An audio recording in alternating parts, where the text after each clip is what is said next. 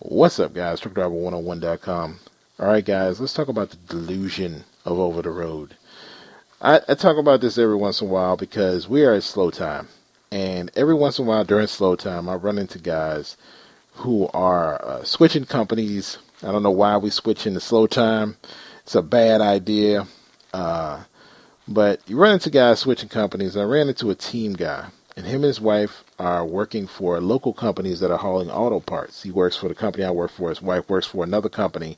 And together they basically make the same amount of money they made running over-the-road teams. Teams is kind of a delusion. I mean, you don't really make that much more money than a regular driver. Let me repeat that. You don't really make that much more money on average than a regular driver. Are there exceptions to that? Sure there are. But the truth is, not really. The truth is, I mean, the exceptions are the unique situations. What's the chances of you being unique? I don't know, but for the most part, believe me, if you can make $50,000 a year, if you get a year, 2 years experience, a year experience, you can make $50,000 a year somewhere at home. And your wife can make $50,000 a year somewhere at home. And both of you can put that together and still have that $100,000 a year that you had over the road. You really can do that.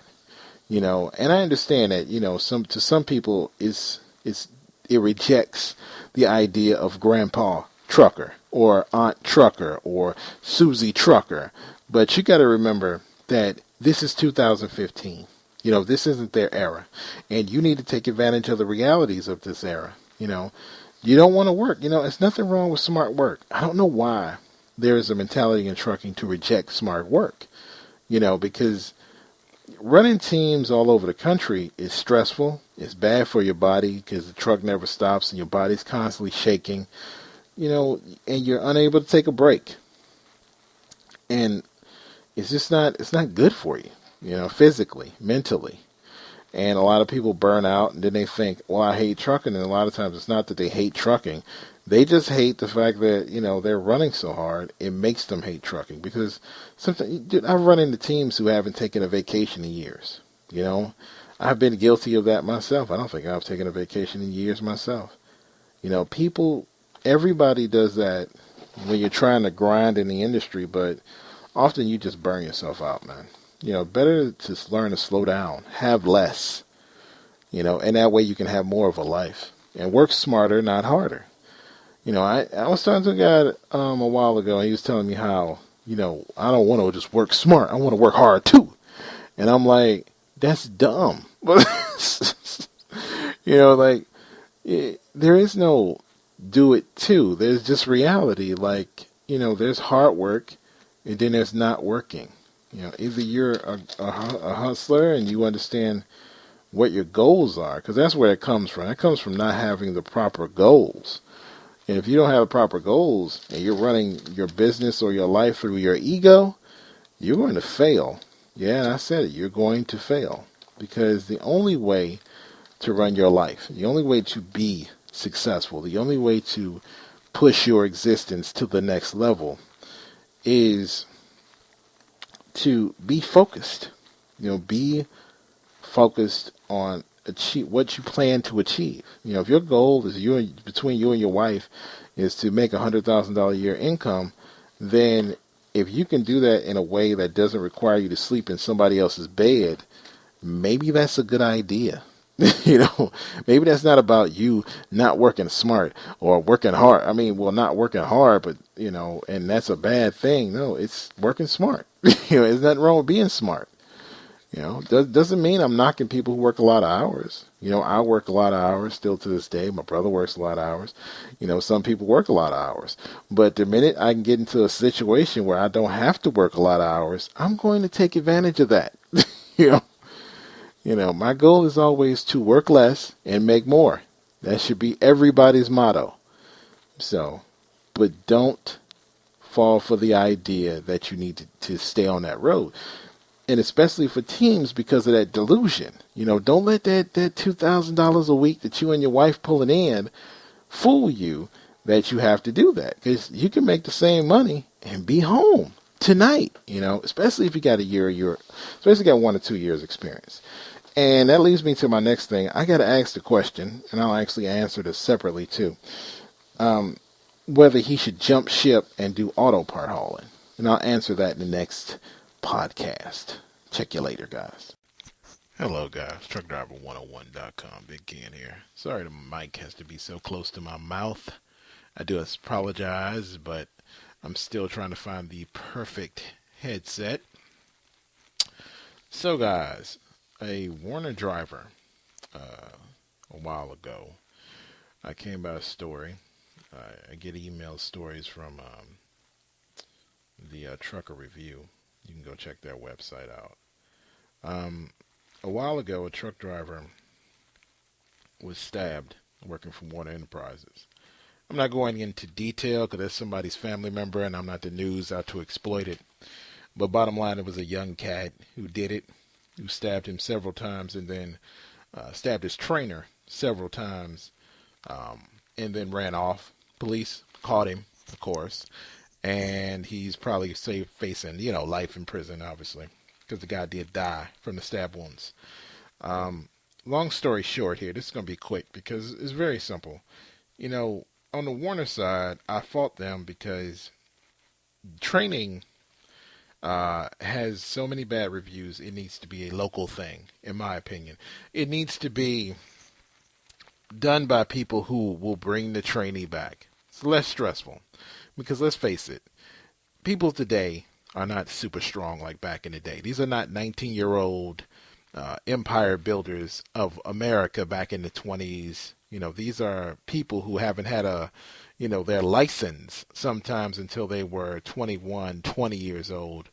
And there is a lack of personal strength due to that. Having kids at a younger age, having responsibilities at a younger age, ages you in your maturity level. Whereas today, you just don't have a lot of mature adults that understand the difference between rage and anger and the easy way out of taking your emotions out on someone else and understanding the consequences of that. A lot of times, even though somebody may have a CDL nowadays, because you can get one at 18, you're dealing with somebody who doesn't have the 20 years ago 18-year-old mentality. I mean, a 18-year-old 20 years ago, 30 years ago, or more like 40 years ago, would have been a parent, a mortgage owner, a business owner in some cases. I mean, that's a increase in maturity, and that's just not there. And on the trainer side, not everybody grew up from the baby boomer era, and even from my generation. And this lack of maturity in society just doesn't work well with over-the-road training because you have two immature people sometimes who get together and overblow conversations or arguments about things that are not important, And basically what you really have is a story of two people who lost two lives because you have a guy who stabbed somebody who basically took a life of a guy who would have been retired in 1 year. And the thing is, for what? At the same time, he loses his life because he stabbed somebody. So he's in jail most likely for the rest of his life. That's dumb, And I don't care what the guy did or what the guy said. There was a million other options besides stabbing him, The problem with all this shit is that it's the Warner and the trucking industry not facing these facts that we are not the 1960s generation. We're not that generation. We're not the 1940s generation. People nowadays need an easier lifestyle to have less violent and more successful training. And at some point, the trucking industry is going to have to admit that. Now, the company I work for right now does do that. They do train on day cab. I've told you guys when I used to work at Falcon 2, they do train, and they have trainers that will you'll get home every night. You can find this out there. When you graduate, places that'll train you. But I still recommend you go OTR because do at least 6 months of something over the road, because it will educate you and sharpen your skills. It takes a little stress out, because when you're training locally, it's very easy to become lazy. A lot of guys that I deal with now, they're lazy. Some of them have been OTR people since not OTR people, local people, since they started in trucking, and they are very, very lazy. I get people talk crap to me because I'll get out and I'll check, whether I'm lined up on the dock. I'll get out and check the tires and things of that nature. These guys often, they can be very detailed at things that, they'll check the inside of the trailer. They like to check things that are kind of silly, because the truth is, when you're handling the truck, your responsibility is to get it in the dock. I'm not saying don't check inside the trailer, obviously, but the truth is, when you check inside the trailer, even if there's something wrong, but you didn't check the trailer that you backed up, you're trying to deal with something someone else did and not what you did. You get what I'm saying? In other words, you're looking for an argument. A lot of them, because that's how it is. A lot of them, they can't wait to find out, did that guy put a hole in the roof? Did that guy do this? They'll go in the side and argue for an hour about that.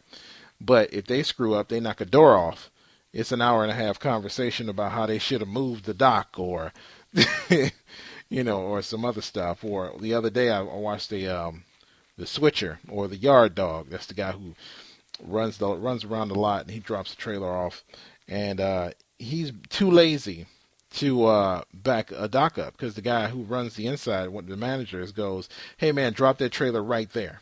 And I drop it right there. He's sitting there looking at me like, what do you think, I'm supposed to do that? You think I'm supposed to? And I'm looking at him like, yeah, your boss just told you, you have to do this. And then he backs up the trailer real quick, and it's all jacked up. It's like off to the right. And I'm looking at it like, this guy, he's unbelievably lazy. He doesn't get out and check anything, But at the same time, if you screw up, he's all over it. Oh man, he's all over it. It's funny. It's like, I don't know. To me, it's just when you've been OTR, it makes you check up on yourself, because you're always going. Every time when you're OTR, you go into some strange place, and what you do is very, very important, because you represent your company. A lot of the local guys just don't have that mentality. But anyway, back to the point of this. If you're in a truck, whether you're a trainee, whether you're a trainer, I want you to do one thing. If you feel unsafe, leave the truck. Always keep enough money in your pocket to leave the truck, okay? Don't sit on the truck and you don't feel safe. All right, guys, truckdriver101.com. Just wanted to ramble on about that, I guess, but the basic point of all this is, don't sit if you feel unsafe, because you only get one life. All right, guys, truckdriver101.com.